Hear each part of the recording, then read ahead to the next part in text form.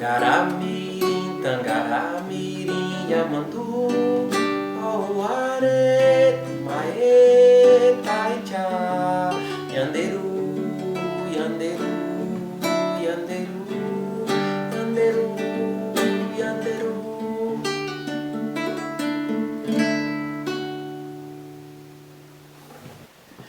Merequete, merequete, merequete.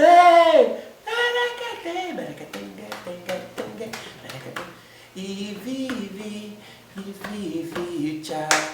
E vive, tchau. E vive, tchau.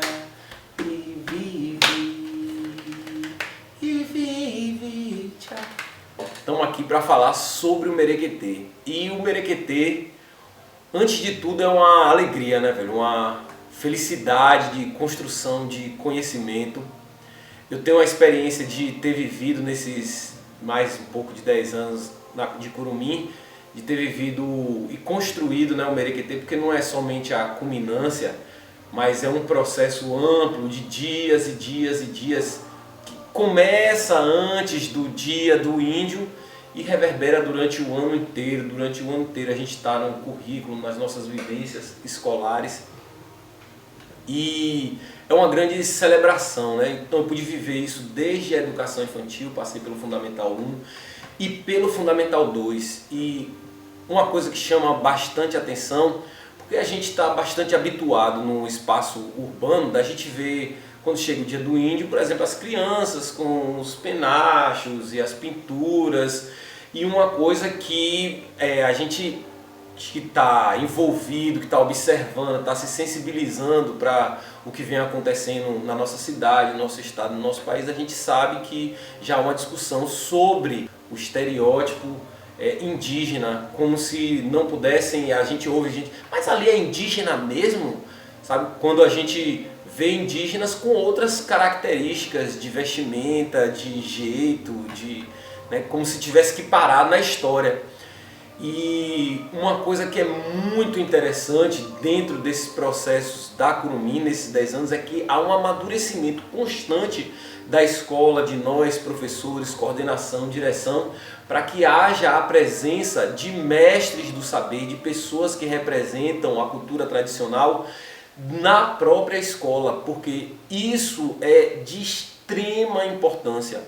Porque o corpo indígena, nós sabemos que a gente vive num país que viveu um processo, viveu um processo de colonização profundo e que hoje, vou chamar assim de colonialidade do poder, ainda está presente, e que essa colonialidade que perdura, né, em nossa formação, em nossa visão, em nossa sensibilidade, ela vai de encontro ao corpo indígena, é um dos corpos que mais sofrem ainda em nossa história.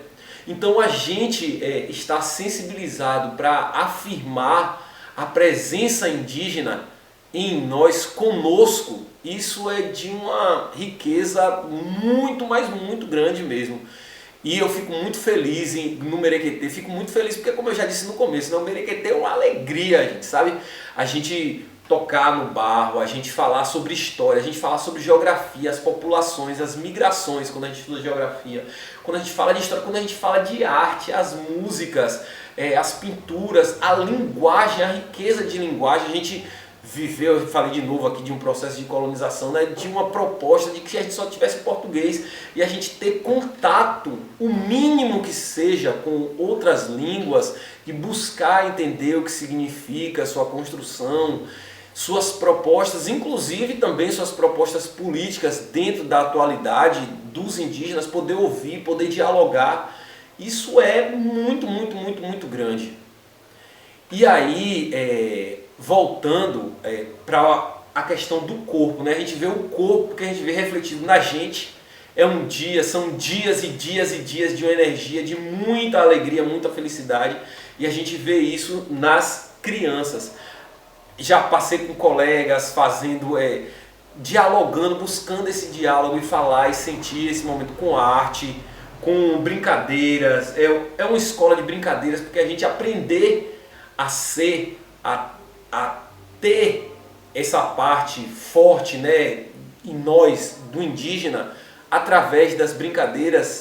E aí a gente vê e a gente fica satisfeito porque hoje pessoas, ex-estudantes, eu tenho o prazer de ter ex-estudantes que hoje são vários, né, estão nas universidades públicas e particulares desse nosso Brasilzão, porque viajam e quando tem a oportunidade de vivenciar, de voltar para a escola, para ver o abril indígena, sabe, trocar um abraço e falar assim, que a gente vê o quanto que esse processo de sensibilização é importante.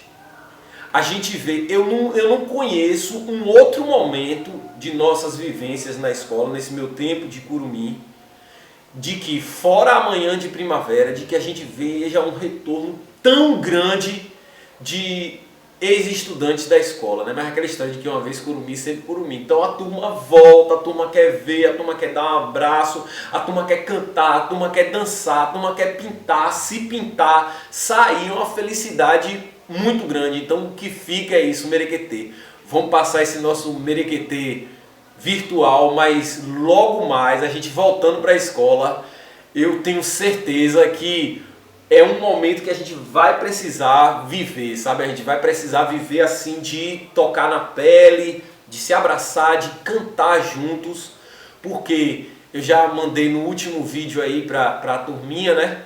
No último vídeo para a educação infantil, a gente falando sobre a música enquanto algo que energiza e que manda o que for de ruim para longe, né? Quem canta seus males espanta. Então a gente espanta. Então a gente vai precisar cantar, a gente vai precisar se abraçar e tocar o barco. Merequetê, merequetê. Beijão! Nos primeiros merequetês que eu participei, por exemplo, eu não via a presença de pessoas representantes das culturas tradicionais, de matrizes indígenas aqui do Brasil. E a cada ano que foi passando, a presença e o debate e as contribuições de pessoas, mestres mesmo de saberes, né, dessas comunidades, na escola se fez e se faz cada vez mais presente. E eu percebo que isso é de um processo de sensibilização e amadurecimento da gente enquanto professor, da gente enquanto coordenação, da gente enquanto direção, de estudantes, da escola como um todo.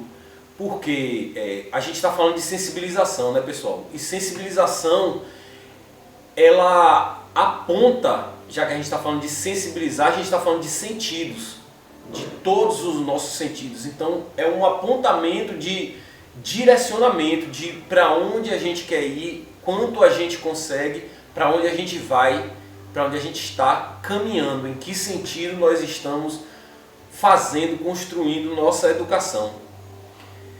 E aí, dentro desse processo de sensibilização, a presença dos mestres é extremamente importante, porque o saber indígena é um saber que ele não se dá se não for corporificado.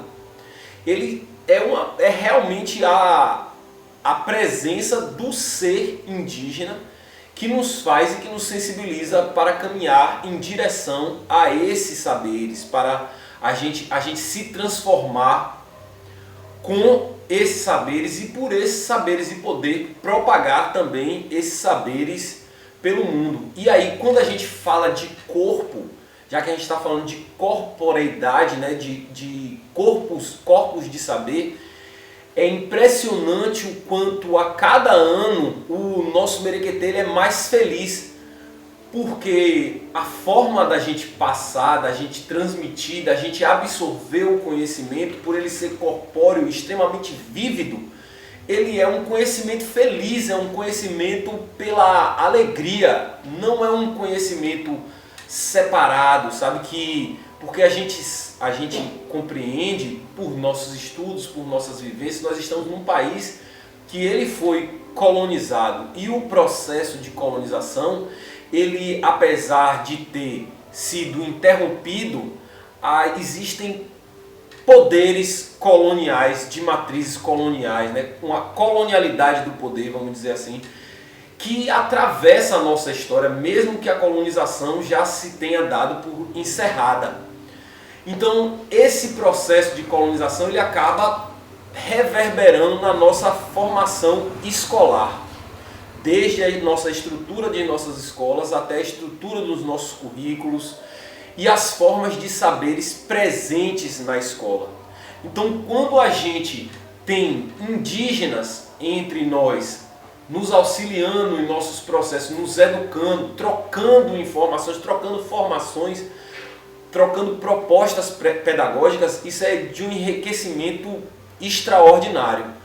Porque um apagamento, eu falo assim porque eu também sou estudante de História, fui professor de artes com recorte histórico, História e Música, já dei uma disciplina na escola que tinha esse nome, e é isso, minha formação é História, então eu não posso falar do Merequetê sem eu tocar nesse processo histórico de colonização e na nossa formação escolar. E numa proposta escolar, no caso da Curumim, nós professores e estudantes, de encarar na nossa compreensão, na nossa concepção, na nossa proposta pedagógica, a presença forte, porque é do nome da escola, né? A presença forte dos saberes indígenas. Então, está nesse espaço urbano, está nesse espaço escolar que se propõe uma sensibilização, que tem uma presença fortíssima de arte, de filosofia, e dentro desses campos de saber, a gente ter também saberes indígenas, sabe, na nossa proposta de alimentação, na nossa proposta de linguagens, gente, é muito rico. De novo, voltando para a colonização, houve uma proposta de que só a gente tivesse somente o português, e sabe, a gente ter línguas nós temos os pataxós que vão até a escola, nós temos tupinambás, nós temos diálogos com o professor. Eu tenho um professor que foi meu professor de História, que é um professor guarani, e nós já fizemos atividades com esse professor. E quando a gente sobe na quadra e que a gente canta e que a gente dança, é uma celebração e é muito, muito, muito, muito forte. Então o Merequetê, para mim, é uma grande alegria. Nós estamos nesse momento de isolamento, então eu imagino que a gente vai ter que promover um Merequetê virtual, mas eu não espero, eu já não consigo esperar mais pelo momento assim de poder abraçar, de poder cantar, de poder dançar com as crianças, com os adolescentes, com as professores, para a gente celebrar esse Merequetê. A gente vai fazer esse Merequetê virtual, mas já é cobrança para todo mundo da escola, para as famílias. Vamos ter que fazer o nosso Merequetê presencial assim que se encerrar essa quarentena. A gente vai ter que fazer o nosso Merequetê. Merequetê! E viva o Abril Indígena!